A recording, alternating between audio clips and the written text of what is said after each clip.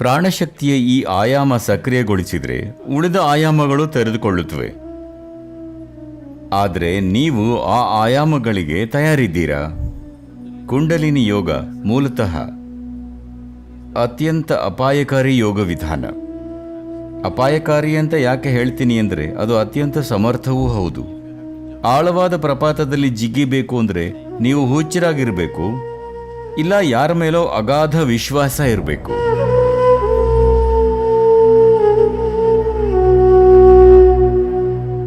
ಹಾಗಾದರೆ ಕುಂಡಲಿನಿ ಅಂದ್ರೇನು? ನಾನೀಗ ಮಾತಾಡ್ತಿದ್ದೀನಿ, ಇದು ಕುಂಡಲಿನಿ. ನೀವು ಲಕ್ಷ್ಯ ಕೊಟ್ಟು ಕೇಳ್ತಿದ್ದೀರಾ, ನೀವು ಲಕ್ಷ್ಯ ಕೊಟ್ಟು ಕೇಳ್ತಿದ್ರೆ ಅದು ಕುಂಡಲಿನಿ. ಹೂವು ಅರಳ್ತಿದೆ, ಅದು ಕುಂಡಲಿನಿ. ನಾಯಿ ಬೊಗಳ್ತಿದೆ, ಅದು ಕೂಡ ಕುಂಡಲಿನಿ. Or in other words, the fundamental life force in the existence, we call it Kundalini. ವಿಶ್ವದ ಮೂಲಭೂತ ಜೀವಶಕ್ತಿನ ನಾವು ಕುಂಡಲಿನಿ ಅಂತೀವಿ. ಮಾನವ ವ್ಯವಸ್ಥೆಯೊಳಗೆ ಇದನ್ನು ಒಂದು ಥರ ಜೀವದ ಪ್ಯಾಕೇಜ್ ಥರ ನೋಡಿದರೆ ಇದೊಂದು ಜೀವದ ತುಣುಕು. ಈ ಜೀವದ ತುಣುಕನ್ನು ಒಂದು ನಿರ್ದಿಷ್ಟ ರೀತಿಯಲ್ಲಿ ಪ್ಯಾಕ್ ಮಾಡಲಾಗಿದೆ ಪ್ರಾಣಶಕ್ತಿಯ ಪದರಗಳಿಂದ. ಪ್ರಾಣಶಕ್ತಿಯ ಒಂದು ಆಯಾಮ ತಕ್ಷಣ ಕಾರ್ಯಗತ ಆಗತ್ತೆ, ಯಾಕಂದರೆ ಅದು ನಿಮ್ಮ ಅಸ್ತಿತ್ವದ ಪ್ರಕ್ರಿಯೆಗೆ ಅವಶ್ಯಕ. ಪ್ರಾಣಶಕ್ತಿಯ ಉಳಿದ ಆಯಾಮಗಳು ಜೀವಂತ ಆಗೋಲ್ಲ. ನೀವು ಅವುಗಳ ಬಗ್ಗೆ ಏನಾದರೂ ಮಾಡದಿದ್ದರೆ, ನಿಮಗೆ ಅದರ ಅರಿವಿಲ್ಲದಿದ್ದರೆ, ಮತ್ತದನ್ನು ಒಂದು ನಿರ್ದಿಷ್ಟ ರೀತಿಯಲ್ಲಿ ಸಕ್ರಿಯಗೊಳಿಸದಿದ್ದರೆ ಅವು ಅಸ್ತಿತ್ವಕ್ಕೆ ಬರೋಲ್ಲ, ಅವು ಸುಪ್ತವಾಗಿ ಉಳಿಯುತ್ತವೆ. ಈ ಸುಪ್ತ ಪ್ರಾಣಶಕ್ತಿ ನಾವು ಸದ್ಯ ಬಳಸ್ತಿರೋ ಪ್ರಾಣಶಕ್ತಿಗಿಂತ ಎಷ್ಟೋ ದೊಡ್ಡದಾಗಿದೆ. ನಿಮ್ಮ ಬದುಕುಳಿಯುವಿಕೆಯ ಕಾಳಜಿಯನ್ನು ತಗೊಳ್ಳಕ್ಕೆ ಮತ್ತು ಭೌತಿಕ ಜೀವನನ ಪೂರ್ತಿಯಾಗಿ ಬಾಳಕ್ಕೆ, ಭೌತಿಕ ಮತ್ತು ಬೌದ್ಧಿಕ ಜೀವನನ ಸಂಪೂರ್ಣವಾಗಿ ಬಾಳಕ್ಕೆ ನೀವು 21 ಚಕ್ರಗಳನ್ನು ಕ್ರಿಯಾಶೀಲಗೊಳಿಸಬೇಕಾಗುತ್ತೆ. 114 ಚಕ್ರಗಳಲ್ಲಿ 21 ಕ್ರಿಯಾಶೀಲವಾದರೆ ನಿಮ್ಮ ಬದುಕು ಪೂರ್ಣವಾಗಿರುತ್ತೆ ಮತ್ತು ನಿಮಗೆ ಯಾವುದೇ ಕೊರತೆ ಅನಿಸೋಲ್ಲ. ನೀವು ಭೌತಿಕವಾಗಿ ಸಂಪೂರ್ಣ ಬದುಕು ಬಾಳ್ತೀರಿ. ನಿಮ್ಮ ಜೀವನದಲ್ಲಿ ಏನೂ ತೊಂದರೆಗಳಿರೋಲ್ಲ, ನಿಮ್ಮ ಜೀವನ ಯಶಸ್ವಿ ಅನಿಸುತ್ತೆ. ಆದರೆ ನೀವು ಬರೀ 21, ಅದು 21%ಗಿಂತ ಕಮ್ಮಿ. ಒಟ್ಟು 114ರಲ್ಲಿ 20%ಗಿಂತ ಕಮ್ಮಿ.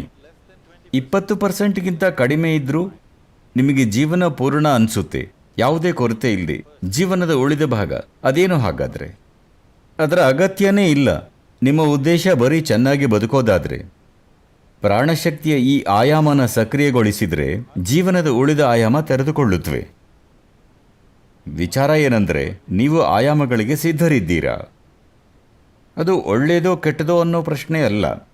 ಪ್ರಶ್ನೆ ಇರೋದಿಷ್ಟೇ, ನೀವದಕ್ಕೆ ಸಿದ್ಧರಿದ್ದೀರಾ?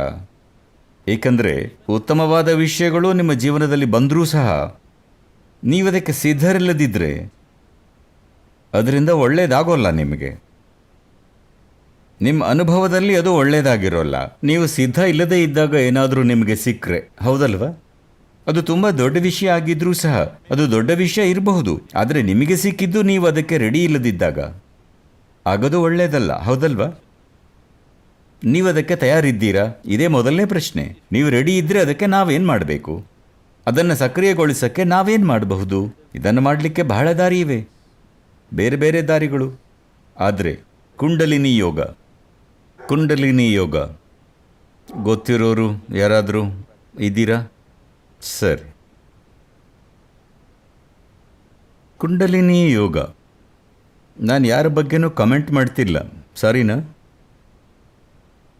ಕುಂಡಲಿನಿ ಯೋಗ ಮೂಲತಃ ಅತ್ಯಂತ ಅಪಾಯಕಾರಿ ಯೋಗ ಪದ್ಧತಿ. ಅಪಾಯಕಾರಿ ಅಂತ ಯಾಕೆ ಹೇಳ್ತೀನಂದರೆ, ಅದು ಅತ್ಯಂತ ಸಮರ್ಥ. ತುಂಬ ಸಮರ್ಥವಾಗಿರೋದು ಯಾವಾಗಲೂ ಅತ್ಯಂತ ಅಪಾಯಕಾರಿಯಾಗಿರುತ್ತೆ, ಸರಿಯಾಗಿ ನಿಭಾಯಿಸದೇ ಇದ್ದರೆ. ವಿವಿಧ ರೀತಿಯ ಶಕ್ತಿಗಳಿವೆ ಪ್ರಪಂಚದಲ್ಲಿ. ಈಗ ವಿದ್ಯುತ್ ಶಕ್ತಿನೂ ಬೇರೆ ಬೇರೆ ರೀತಿಯಲ್ಲಿ ಉತ್ಪಾದನೆ ಮಾಡ್ತಾರೆ. ಒಂದು ವಿಧಾನ ಅಂದರೆ ಪರಮಾಣು ಕ್ರಿಯೆಯಿಂದ, ಪರಮಾಣು ರಿಯಾಕ್ಟರ್ಗಳಲ್ಲಿ. ಶಕ್ತಿ ಉತ್ಪಾದನೆಯಲ್ಲಿ ಇದು ಅತ್ಯಂತ ಸಮರ್ಥವಾದ ದಾರಿ, ಸದ್ಯಕ್ಕೆ ನಮಗೆ ತಿಳಿದಿರೋ ಹಾಗೆ. ಅಷ್ಟೇ ಅಪಾಯಕಾರಿ ಕೂಡ, ಹೌದಲ್ವಾ? ಏನಾದರೂ ತಪ್ಪಾದರೆ ಪ್ರಮಾದ ಆಗುತ್ತೆ. ಎಲ್ಲ ಸರಿ ಇದ್ದರೆ ಭೂಮಿಯ ಮೇಲೆ ಶಕ್ತಿ ಉತ್ಪಾದನೆಗೆ ಪರಮಾಣು ವಿಧಾನ ಅತಿ ಸುಲಭ, ಉತ್ತಮ ಮಾರ್ಗ. ಏನಾದರೂ ತಪ್ಪಾದರೆ ಸಿಕ್ಕಾಪಟ್ಟೆ ಕೆಟ್ಟದಾಗುತ್ತೆ, ನೀವು ಸರಿ ಮಾಡೋಕ್ಕಾಗದಷ್ಟು ಕೆಟ್ಟದಾಗುತ್ತೆ.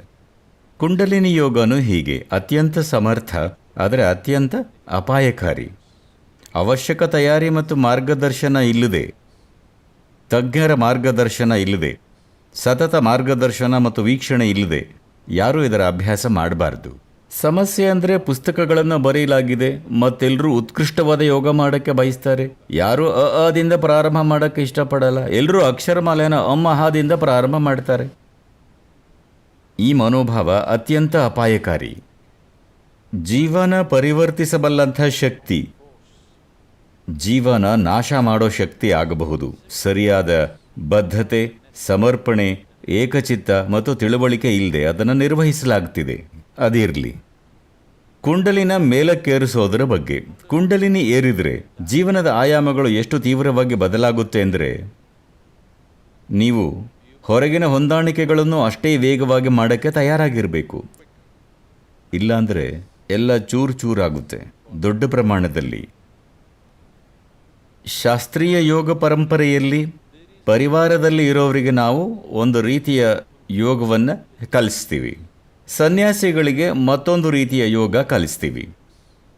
ಈಶಾದಲ್ಲಿ 2 ಪದ್ಧತಿಗಳಿವೆ, ಸನ್ಯಾಸಿಗಳ ಯೋಗ ಮತ್ತು ಸಾಮಾನ್ಯ ಯೋಗ. ಸನ್ಯಾಸಿಗಳ ಯೋಗ ಪದ್ಧತಿ ನಿಮಗೆ ಕಲಿಸೋಲ್ಲ, ಅದು ಅತ್ಯಂತ ಸಶಕ್ತ ಪದ್ಧತಿ.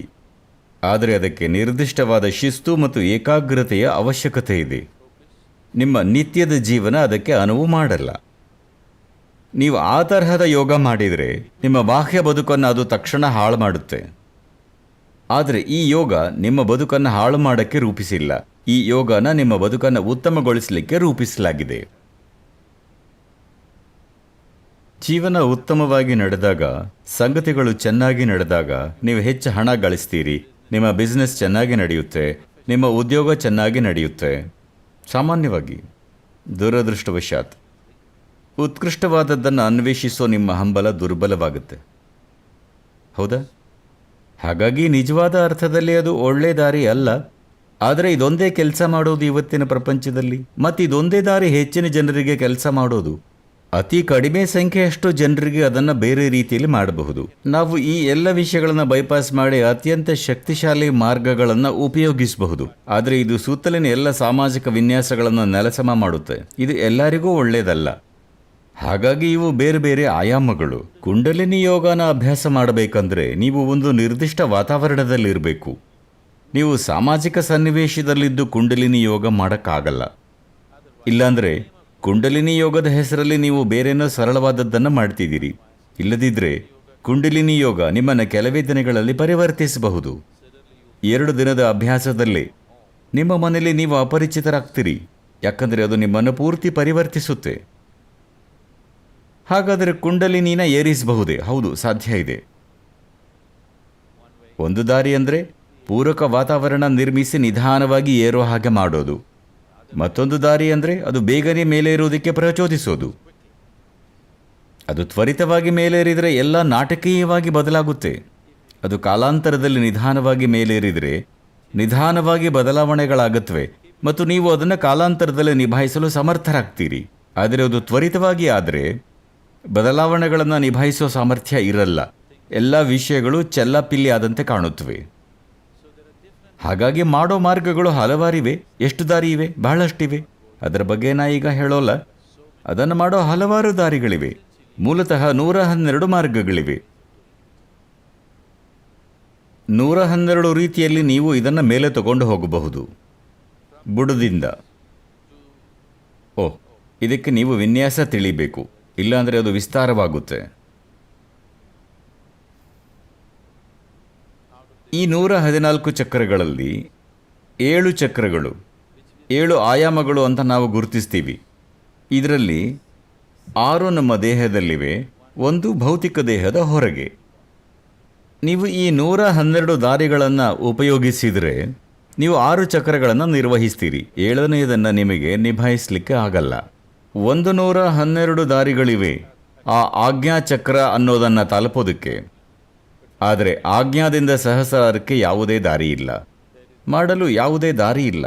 ನೀವು ಪ್ರಪಾತದಲ್ಲಿ ಜಿಗಿಬೇಕು. ನೀವು ಆಳ ಪ್ರಪಾತದಲ್ಲಿ ಜಿಗಿಬೇಕಂದ್ರೆ ನೀವು ಹುಚ್ಚರಾಗಿರಬೇಕು ಅಥವಾ ಯಾರೊಬ್ಬರಲ್ಲಾದರೂ ಅಗಾಧ ವಿಶ್ವಾಸ ಇರಬೇಕು. ಯಾರೋ ಹೇಳ್ತಾರೆ ಜಿಗಿ, ನೀವು ಜಿಗಿತೀರಾ ಯಾಕಂದರೆ ನಿಮಗೆ ಅವರಲ್ಲಿ ಆಳವಾದ ವಿಶ್ವಾಸ ಇದೆ. ಅವರು ಜಿಗಿ ಅಂತ ಹೇಳಿದಾಗ ಅದು ನಿಮ್ಮ ಒಳ್ಳೆಯದಕ್ಕೆ ಇರಬೇಕು. ನೀವು ಸುಮ್ಮನೆ ಜಿಗಿತೀರಾ ತಳ ಇಲ್ಲದ ಹಳ್ಳದಲ್ಲಿ. ಹಾಗಾಗಿ ಮೂಲಾಧಾರದಿಂದ ಆಜ್ಞಾ ಮುಟ್ಟೋ ಪ್ರಯಾಣಕ್ಕೆ 112 ದಾರಿಗಳಿವೆ. ಆದರೆ ಅಲ್ಲಿಂದ ಅಲ್ಲಿಗೆ ದಾರಿ ಇಲ್ಲ. ಅದೊಂದು ಜಿಗಿತ ಅಷ್ಟೇ. ಅದಾಗೋದು ವಿಶ್ವಾಸ, ಭಕ್ತಿ ಅಥವಾ ಹುಚ್ಚುತನ ಇದ್ದರೆ. ಆಯ್ಕೆ ನಿಮ್ಮದು.